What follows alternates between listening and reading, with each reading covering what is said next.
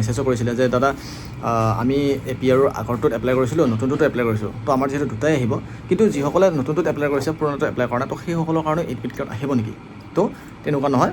So' hello' guys, good morning and welcome back to another video'. So' বন্ধুসকল, বহুতৰে comment আহি আছিলে মানে যিখিনি আমাৰ এপিআৰৰ মানে ভেকেঞ্চি বা যিখিনি আমাৰ এপিআৰৰ পোষ্ট আছিলে, তো সেই পোষ্টৰ ওপৰত বহুতৰ কমেণ্ট আহিছিলে যে যিহেতু এপিআৰৰ এটা মানে ডাবল ছিষ্টেমত এটা অনলাইন হৈ গৈছিলে আমাৰ, বা আমি ডাবল ছিষ্টেমত এপ্লাই কৰা হৈছিলে, তো সেই পোষ্টখিনিৰ বিষয়ে বহুতে কমেণ্ট কৰিছিলে যে যিখিনি ল'ৰা ছোৱালীয়ে আগৰ যিটো 333টা পদ আছিলে এপিআৰৰ, তো যিখিনি মানে তাতে ৰাইডাৰ, মেছেঞ্জাৰ, কনষ্টেবল, ড্ৰাইভাৰ, তো এনেকৈ কিবা কিবি ভেকেঞ্চি আছিলে, তো সেই ভেকেঞ্চিখিনিত যদি এপ্লাই কৰা নাছিলে, তো যেতিয়া নেকি নতুনকৈ যিখিনি আমাৰ এপিআৰৰ আকৌ পদ ওলাইছিলে, তো সেই যদি পদখিনি যদি এপ্লাই কৰিছে, তো তেতিয়াহ'লে যিখিনি ল'ৰা ছোৱালীয়ে আগৰ 333টাত মানে এপ্লাই কৰা নাছিলে, তো নতুনকৈ যিখিনি পদ আহিছিল তো সেইখিনি এপ্লাই কৰিছে, তেতিয়াহ'লে সেই সকলো ল'ৰা ছোৱালীয়ে আগৰ পদখিনিতো মানে কি ফিজিকেল টেষ্ট দিব পাব নেকি বুলি কমেণ্ট আহিছিলে, ঠিক আছে। তো বন্ধুসকল, আজিৰ এই ভিডিঅ'টো তাৰ ওপৰতে হ'বলৈ গৈ আছে। চ' ভিডিঅ'টো একদম শেষলৈকে চাব আৰু অলপ গুৰুত্ব সহকাৰে চাব, কাৰণ কিছুমান এনেকুৱা হয় যে ভিডিঅ'টো ভালদৰে গুৰুত্ব যদি নাচায়, তো মানে যিটো কমেণ্ট কৰি থাকে, তো সেইবাবে ভিডিঅ'টো একদম গুৰুত্ব সহকাৰে চাব, তো একদম ডিটেইলছত ধুনীয়াকৈ আলোচনা কৰিম। অলপ হয়তো দীঘলীয়া হ'ব পাৰে, স্কিপ নকৰিব, তো শেষলৈকে চাই থাকিব, ঠিক আছে। তো বন্ধুসকল, এক নম্বৰ কথাটো হ'ল এইটো, যিখিনি নেকি আমাৰ আগৰ এপিআৰৰ ভেকেঞ্চি আছিলে প্ৰায় 333টা, তো সেই 333টা ভেকেঞ্চি কি হ'ল যে ইণ্টাৰভিউ নহ'লে, মানে পোষ্টপন হৈ থাকিলে, তো হয়তো কিবা এটা কাৰণত এই ইণ্টাৰভিউখিনি পাতিব নোৱাৰিলে। তো সেই ইণ্টাৰভিউখিনি নপতাৰ পিছতো কি হ'ল যে এপিআৰৰ আকৌ নতুনকৈ কি ওলাল যে কিছুমান পদ ওলাই গ'ল, ঠিক আছে। তো প্ৰায় 250 এনেকৈ বা প্লাছ ভেকেঞ্চি ওলাই গ'ল, মানে পদ ওলাই গ'ল। তো সেই পদখিনি যিহেতু নতুনকৈ কিছুমান ল'ৰা ছোৱালীয়ে কি কৰিলে যে এপ্লাই কৰি দিলে, ঠিক আছে। তো যিখিনি আমাৰ নতুনকৈ এপিআৰৰ পদ ওলালে, তো সেই এপিআৰৰ পদখিনিত নতুন কেণ্ডিডেটে কি কৰিলে এপ্লাই কৰিলে, কিন্তু এই যিখিনি নতুনকৈ এপ্লাই কৰিছে বা নতুন যিখিনি কেণ্ডিডেট আছিলে, তো সেই নতুন কেণ্ডিডেটখিনিয়ে কি হ'লে যে আগৰ যিখিনি 333টা পদ আছিলে, তো সেই 333টা পদত মানে এপ্লাই কৰা নাছিলে, ঠিক আছে। তো এতিয়া মানে কি হৈছে যে আগৰ যিখিনি পদ আছিলে 333টা, তো সেই পদখিনিত এপ্লাই কৰা ল'ৰা ছোৱালীয়ে আকৌ নতুনখিনিত এপ্লাই কৰিছে, ঠিক আছে। তো এইটো হ'ল 2 নম্বৰ কথাটো। তো যিখিনি ল'ৰা ছোৱালীয়ে নতুন পদখিনিত এপ্লাই কৰিছে বা আগৰ পদখিনিত এপ্লাই কৰা নাই, তো সেইসকলে আগৰ পদখিনিত ইণ্টাৰভিউ দিব পাব নেকি, বা আগৰ পদখিনিৰ কাৰণেও এডমিট আহিব নেকি সিহঁতৰ, এনেকৈ ধৰণৰ কমেণ্ট আহিছিলে। চ' যদি তোমালোকে যদি নতুনকৈ যদি এপ্লাই কৰিছা, যদি আগৰখিনি যদি কৰা নাছিলা, তো তোমালোকে অকল নতুনখিনিৰহে কি হ'ল যে ফিজিকেল টেষ্টৰ বাবে এডমিট আহিব, ঠিক আছে। এডমিট এখানে আহিব, তো তাতে কি হ'ব কম্বাইন লেভেলত হ'ব যিহেতু, তো তাতে কি হ'ব যে পোষ্টবিলাকৰ কথা উল্লেখ কৰিব, ঠিক আছে। তো এতিয়া মোৰ তোমালোকে এইখন এডমিট মোৰ ছাইডত স্ক্ৰীনশ্বট দেখাইছোঁ, এয়া দেখিছেনে। তো এতিয়া মোৰ কি আছে যে ফাৰ্ষ্টতে মোৰ ABUB আহিছে, তো নেক্সট মোৰ কি আছে ৰাইডাৰ আহিছে, নেক্সট মোৰ মেছেঞ্জাৰ আহিছে, তাৰপিছত কনষ্টেবল, ড্ৰাইভাৰ আহিছে, ৰাইডাৰ আহিছে, মেছেঞ্জাৰ আহিছে, তো এনেকুৱাকৈ আহিছে, ঠিক আছে। তো এতিয়া মোৰ কি আছে ৰাইডাৰ দুটা আছে আৰু মেছেঞ্জাৰ দুটা আছে।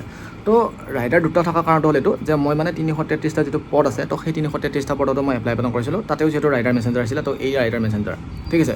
আৰু যিটো নতুন পদ আহিছে, তো এইটো নতুন পদটোত কি হ'ল যে নতুন পদটোত ৰাইডাৰ মেছেঞ্জাৰ আছে, তো সেইকাৰণে ইয়াতো মানে ৰাইডাৰ আৰু মেছেঞ্জাৰ আছে।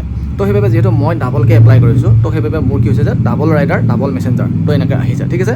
আৰু তোমালোকে আৰু এটা স্ক্ৰীনশ্বট দিছোঁ, এইটো চাব পৰা, ইয়াৰ কি আছে ABUB আহিছে, লগতে UB APR আহিছে। তো যিহেতু এই ল'ৰাজনে মানে কি হ'ল যে আগৰ যিখন 333টা পদ আছিলে, তো এই 333টা পদত এপ্লাই কৰা নাছিলে, চ' সেইবাবে তাৰ আগৰ যিহেতু 333টা পদৰ মানে পোষ্টৰ কথা ইয়াতে উল্লেখ কৰা নাই। চ' সেইবাবে তোমালোকে নাভাবিবা যে যদি তোমালোকে নতুন যিখিনি পদ আহিছিলে এপিআৰৰ, তো যদি তোমালোকে নতুন পদখিনি যদি এপ্লাই কৰিছা, বা যদি পুৰণা পদখিনি যদি এপ্লাই কৰিব পৰা নাছিলা, তো তোমালোকে অকল নতুন পদখিনিৰহে ফিজিকেল টেষ্টৰ বাবে তোমালোকৰ এডমিট আহিব, বা কম্বাইন লেভেলত হ'লেও তাতে তোমালোকৰ সেই পোষ্টকেইটাৰ কথা উল্লেখ কৰিব।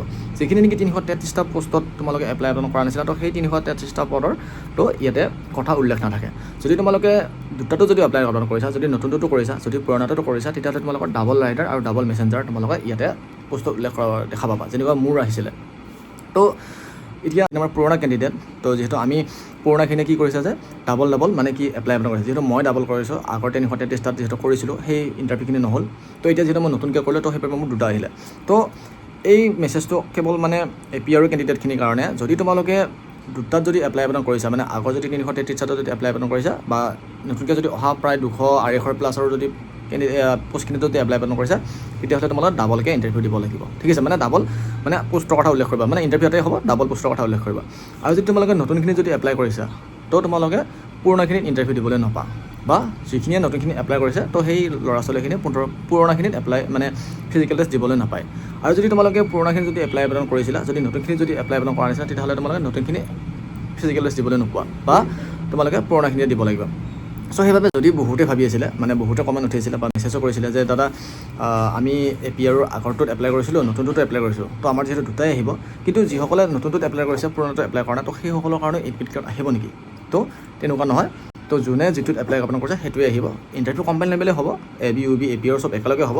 তো তোমালোকে মাত্ৰ পোষ্টকেইটাৰ কথা উল্লেখ কৰিব, যেনেকুৱা মোৰ ডাবল ৰাইডাৰ ডাবল মেছেজ আহিছে, ঠিক তেনেকুৱা। যদি তোমালোকে নতুনটো যদি এপ্লাই কৰিছা, যদি পুৰণাটোত কৰা নাছিলে, তো অকল তোমালোকৰ এটা ৰাইডাৰ এটা মেছেঞ্জাৰ আহিব।